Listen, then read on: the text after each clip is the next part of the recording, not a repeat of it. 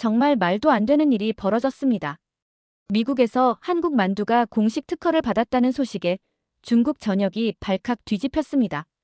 중국 최고의 요리사가 문화 침탈이라며 나서고 일부 언론은 이건 도둑질이다라며 성토했습니다. 하지만 정작 그 요리사가 한국에서 마주한 진짜 진실은 상상을 초월하는 반전이었습니다. 시작 전에 잠깐. 좋아요와 구독은 제게 정말 큰 힘이 됩니다. 그럼 오늘 이야기 시작합니다. 저는 리우 하오란입니다. 중국 쓰촨대학교 식품문화연구소 교수이자 푸드 다큐멘터리 감독으로 일하고 있죠. 제 조부는 문화대혁명 이전 왕조식 만두 제조법을 지키던 마지막 황실 조리사 중 한 분이셨습니다. 어릴 적부터 저는 만두가 중국 문화의 자존심이라 배웠어요. 그날 LA 한인타운 박람회장에서 눈으로 직접 확인했습니다. K만두라는 이름으로 주름만두 디자인 특허 등록증이 빛나고 있더군요. 머릿속이 폭발하는 것 같았습니다. 우리 5천년 역사의 일부가 갑자기 한국의 것이 되어버린 기분이었죠. 이건 문화 약탈이 아닌가? 라는 생각이 머릿속을 스쳐 지나갔습니다. 중국인으로서 그리고 중국 전통 음식의 수호자로서 이런 상황을 그냥 지나칠 수 없었어요. 이것이 제가 경험한 충격적인 진실의 시작이었습니다. 저는 중국에서 중국 전통 요리의 복원자라는 명성을 갖고 있습니다. 국영방송에도 수차례 출연했고 쓰촨 요리의 세계화를 위해 노력해왔죠. 조부님은 제게 황실 만두의 비법을 전수해 주셨습니다. 하오란, 만두는 단순한 음식이 아니다. 우리 문화의 정수이자 역사의 증인이다. 이 말씀을 가슴에 새기며 살아왔습니다. 미국 뉴욕대학교에서 초청 강연을 하기 위해 미국에 왔을 때였습니다. 강연 준비를 위해 살펴본 자료들 중에 K푸드의 세계화 전략이라는 보고서가 있었어요. 처음엔 그저 호기심으로 읽기 시작했습니다. 하지만 페이지를 넘길수록 불편함이 커져갔죠. 한국은 김치, 비빔밥뿐 아니라 만두까지도 K푸드로 브랜딩하고 있었습니다. 한국은 항상 우리의 뒷자리에 있었던 나라였다. 이것이 제가 가지고 있던 고정관념이었습니다. 중국은 문명의 중심이었고 주변국들은 우리 문화를 배워갔다는 역사적 인식이 강했죠. 하지만 이 보고서는 마치 한국이 아시아 식문화의 새로운 주인공인 것처럼 묘사하고 있었습니다. 저는 그때 미국에서 중국 음식의 세계 유산화를 주제로 다큐멘터리를 촬영 중이었어요. 중국 음식의 진정성과 역사적 가치를 전 세계에 알리는 것이 목표였습니다. 특히 만두는 다큐멘터리의 핵심 소재였죠. 서구에 잘 알려진 딤섬과 교자가 사실은 중국 만두의 변형이라는 점을 증명하고 싶었습니다. 강연은 성공적이었습니다. 하지만 마음 한구석에는 불편함이 자리 잡았죠. 이 불편함은 곧 LA 한인타운에서 폭발하게 됩니다. LA 한인타운에서 열린 코리안 푸드 페스티벌에 방문했습니다. 사실 한국 음식에 대한 편견을 확인하려는 마음이 컸죠. 축제장에 들어서자 활기찬 분위기가 저를 반겼습니다. 다양한 음식 부스가 늘어선 가운데 대기업 만두업체 부스가 유독 사람들로 북적였어요. 호기심에 가까이 다가갔습니다. 그때였습니다. 부스 한쪽에 전시된 액자 속 문서가 제 시선을 사로잡았죠. 미국 특허청 공인 마크와 함께 주름만두 디자인 특허 문서였습니다. 저는 제 눈을 의심했어요. 손으로 직접 만져보고 싶을 정도로 충격적이었습니다. 이게 무슨 의미인가요? 부스 직원에게 물었죠. 저희 만두의 독특한 주름 디자인이 미국에서 특허로 인정받았습니다. 이제 이 디자인은 한국 만두의 상징이죠. 직원의 대답이 마치 망치로 머리를 맞은 듯 했습니다. 그 순간 CNN 취재진이 부스에 들어왔어요. K만두가 아시아 요리 세계화를 선도라는 자막과 함께 인터뷰가 시작됐습니다. 옆에 서 있던 미국 기자가 동료에게 이렇게 말하는 소리가 들렸습니다. 만두라는 단어도 이제는 한국식으로 기억될 것 같아. 비빔밥이나 김치처럼. 그 말을 듣는 순간 가슴이 조여들었습니다. 이건 문화 약탈이다. 분노가 치밀어 올랐습니다. 우리가 수천 년간 발전시켜온 음식이 한국의 이름으로 세계에 알려지고 있었으니까요. 다큐멘터리 촬영팀에게 급히 전화를 걸어 이 현장을 담아달라고 요청했어요. 이것이야말로 제가 알려야 할 문화적 진실이라고 생각했습니다. 그날 밤 중국 SNS에 장문의 글을 올렸습니다. 한국의 문화 침탈을 고발합니다. 라는 제목이었죠. 중국 전통 만두의 역사와 함께 한국이 어떻게 이를 자신들의 것으로 둔갑시키고 있는지 사례를 들어 설명했습니다. 글은 순식간에 퍼져나갔고 중국 식품협회까지 이 문제에 관심을 보였어요. 하지만 예상치 못한 반응들도 있었습니다. 다큐멘터리 촬영팀 내에서조차 갈등이 생겼죠. 미국인 프로듀서는 이렇게 말했습니다. 교수님, 이건 학술적 접근이 아닙니다. 너무 감정적이에요. 우리 다큐멘터리는 객관적이어야 합니다. 심지어 미국에서 공부하는 중국 유학생들 사이에서도 제 주장에 의문을 제기하는 목소리가 나왔습니다.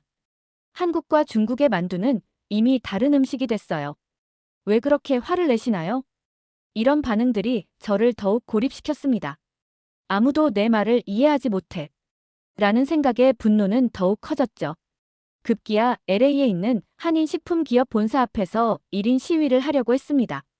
중국 문화를 돌려달라는 피켓을 들고 서 있던 저를 경비원이 제지했고 결국 경찰까지 출동했죠.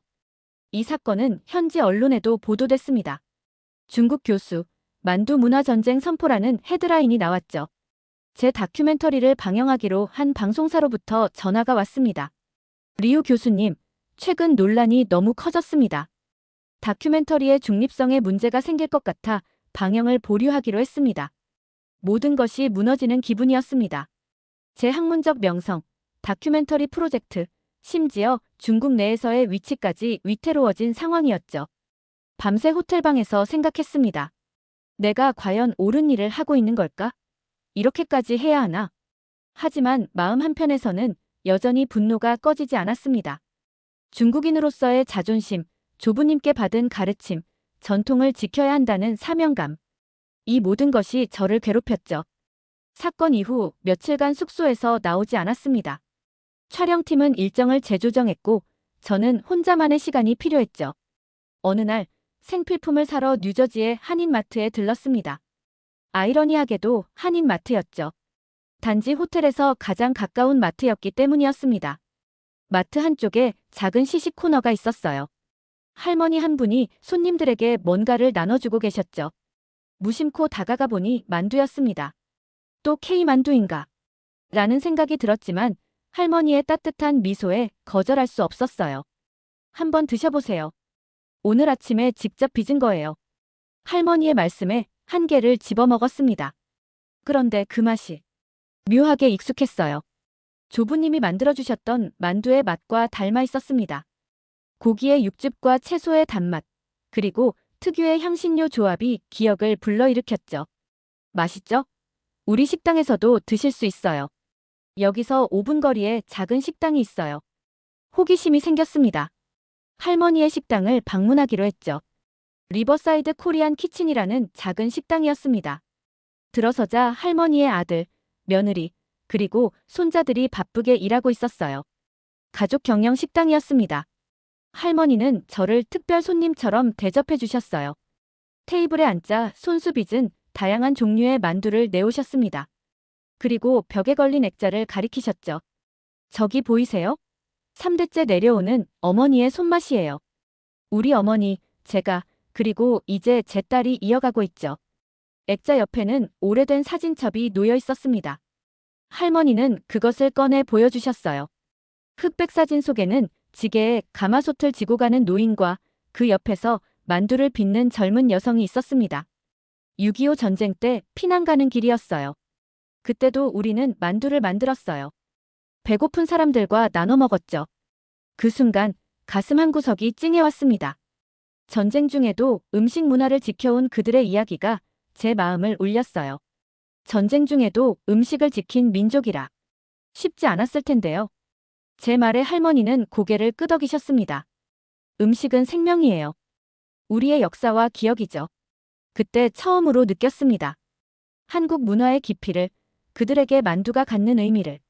단순한 문화 약탈이 아니라 그들 역시 자신들의 역사와 함께 해온 음식이었던 겁니다. 다음 날 촬영팀에게 연락했습니다. 다큐멘터리를 계속하고 싶다고 말했죠. 하지만 방향을 바꾸고 싶었습니다.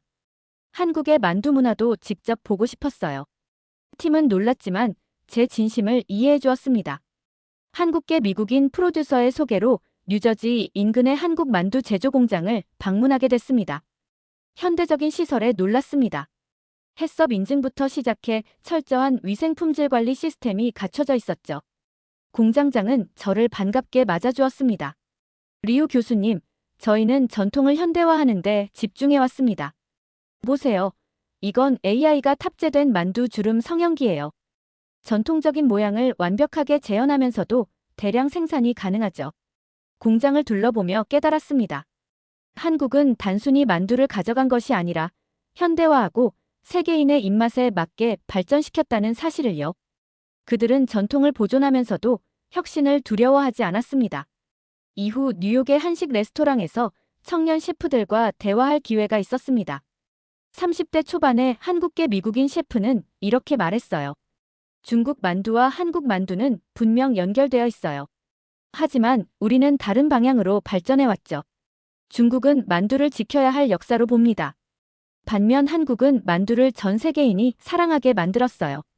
그 말에 할 말을 잃었습니다. 사실이었으니까요.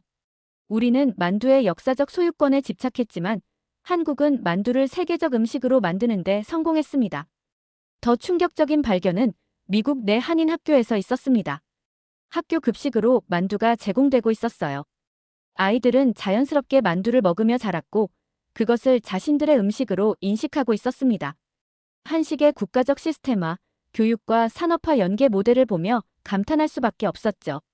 이런 경험들이 제 마음을 조금씩 바꿔놓았습니다. 분노는 서서히 호기심으로 그리고 존중으로 변해갔습니다. 저는 깨달았습니다. 문화는 고정된 것이 아니라 살아 움직이는 것이라는 사실을요. 한국의 만두 문화를 더 깊이 이해하고 싶었습니다. 마침 다큐멘터리 일정으로 한국을 방문할 기회가 생겼죠. 서울 남대문 전통시장을 방문했습니다.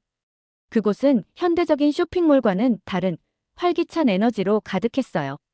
시장 한복판에는 왕만두 가게가 있었습니다. 70년 전통의 가게라고 했죠. 가게 주인은 80대 노인이었지만 여전히 매일 아침 일찍부터 만두를 빚고 계셨습니다. 주인장은 제게 따뜻한 차 한 잔을 내어주셨어요. 우리 가게는 정부로부터 서울 미래유산으로 지정받았어요. 전통 맛을 보존하는 데 도움을 주죠. 놀라웠습니다. 한국 정부가 전통 음식점을 문화관광 자산으로 보호하고 있다는 사실이요. 이것은 중국에서도 최근에야 시작된 정책이었습니다. 그날 저녁 젊은 한국 셰프와 마지막 인터뷰를 가졌습니다. 그는 미국에서 유학하고 돌아와 서울에서 퓨전 한식당을 운영하고 있었죠. 리우 교수님, 문화는 누가 먼저 만들었느냐보다 누가 지키고 세계에 나누느냐가 중요하지 않습니까? 저는 한국인으로서 자랑스럽게 우리 음식을 세계에 알리고 싶어요. 그게 우리 조상님들이 원하셨을 일이라고 생각합니다. 그 말을 듣는 순간 제 마음속 깊은 곳에서 무언가가 풀리는 느낌이 들었습니다. 고개를 떨구며 조용히 말했습니다. 그게 진짜 전통이라는 거군요. 지키는 것, 그리고 나누는 것. 인터뷰를 마치고 호텔로 돌아오는 길, 서울의 밤거리를 걸으며 생각했습니다. 제가 얼마나 고집스럽고 편협했는지를요. 문화는 장벽이 아니라 다리가 되어야 한다는 것을 이제야 진정으로 이해한 것 같았습니다. 중국으로 돌아온 후 다큐멘터리 최종 편집을 시작했습니다. 원래 계획했던 중국 만두의 세계 정복이라는 제목 대신 만두의 두 나라로 바꿨죠. 중국과 한국 두 나라가 만두를 통해 각자의 방식으로 문화를 지켜온 이야기였습니다. 편집실에서 밤을 새우며 영상을 다듬었습니다. 처음 느꼈던 분노가 아닌 이해와 존중을 담고 싶었어요. 마지막 장면, 서울 남대문 시장의 만두가게와 베이징의 전통 만두가게를 교차 편집했습니다. 두 곳 모두 뿌리는 같지만 다른 꽃을 피운 모습이었죠. 다큐멘터리 말미에는 이런 자막을 넣었습니다. 한국은 작은 나라지만 음식 앞에서는 가장 성실한 전승자였다. 그리고 문화란 지키는 자가 주인이 된다. 다큐멘터리가 방영된 후 중국 내 반응은 폭발적이었습니다. 특히 젊은 세대를 중심으로 문화에 대한 재평가 바람이 일어났죠. 어떤 이들은 제가 민족주의를 버렸다고 비판했지만 더 많은 사람들이 새로운 시각을 환영했습니다.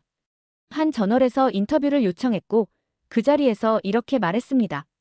문화는 국경보다 마음에 오래 남는 법입니다. 우리가 진정으로 중국 문화를 사랑한다면 그것을 독점하려 하기보다 세계와 나눌 방법을 고민해야 합니다. 이 경험은 제 인생을 완전히 바꿔놓았습니다. 이제 저는 스촨대학교에서 음식 문화의 교류와 발전이라는 새로운 강좌를 개설했고 아시아 각국의 요리사들을 초청해 함께 배우는 프로그램을 진행하고 있습니다. 그리고 가끔 그 뉴저지 한인마트의 할머니가 알려주신 만두 레시피로 학생들과 함께 만두를 빚습니다. 지금 돌이켜보면 제 분노는 두려움에서 비롯된 것이었습니다. 우리 문화가 사라질지도 모른다는 두려움, 중국의 영향력이 줄어들고 있다는 불안감이었죠. 하지만 문화는 살아있는 유기체처럼 끊임없이 변화하고 성장합니다. 그것을 한국가나 민족의 소유물로 규정하는 것 자체가 문화의 본질을 오해한 것이었습니다. 한국의 만두와 중국의 만두는 이제 서로 다른 길을 걷고 있습니다. 하지만 그 뿌리는 연결되어 있죠. 마치 한 나무에서 뻗어나온 두 가지처럼요. 각자의 방향으로 자라면서도 같은 영양분을 공유하고 있는 겁니다. 가장 중요한 깨달음은 진정성에 대한 것이었습니다. 저는 원래의 형태를 유지하는 것만이 진정성이라고 생각했어요. 하지만 이제는 압니다. 진정성은 형태가 아니라 마음에서 오는 것이라는 걸요. 한국인들이 만두를 만들 때 쏟는 정성과 자부심, 그것이야말로 진정한 문화의 계승이었습니다. 또한 세계화 시대의 문화는 더 이상 고립된 섬이 아닙니다. 서로 영향을 주고받으며 풍요로워지죠. 한국은 만두를 글로벌 음식으로 발전시켰고 그 과정에서 많은 사람들이 아시아 음식 문화에 관심을 갖게 되었습니다. 이것은 중국 음식에도 긍정적인 영향을 미치는 일이었어요. 이제 저는 자문합니다. 우리는 어떻게 중국 음식 문화를 보존하면서도 세계와 소통할 수 있을까? 답은 단순했습니다. 열린 마음으로 배우고 자신감을 가지고 나누는 것. 그것이 진정한 문화 강국의 모습이라고 생각합니다. 여러분은 어떻게 생각하시나요? 만두는 어디서 시작됐을까요? 그리고 지금 누가 더 뜨겁게 지키고 있을까요? 문화는 소유하는 것이 아니라 나누는 것이며 전통은 화석처럼 보존하는 게 아니라 숨결을 불어넣어 살아있게 하는 것임을 깨달았습니다. 한국이 따뜻한 맛을 지켜낸 이유, 당신도 느껴보시겠습니까? 전통은 박물관에 전시하는 것이 아니라 일상에서 숨쉬게 하는 것입니다. 오늘 영상이 마음에 드셨다면 구독과 좋아요 부탁드립니다. 여러분의 생각도 댓글로 남겨주세요.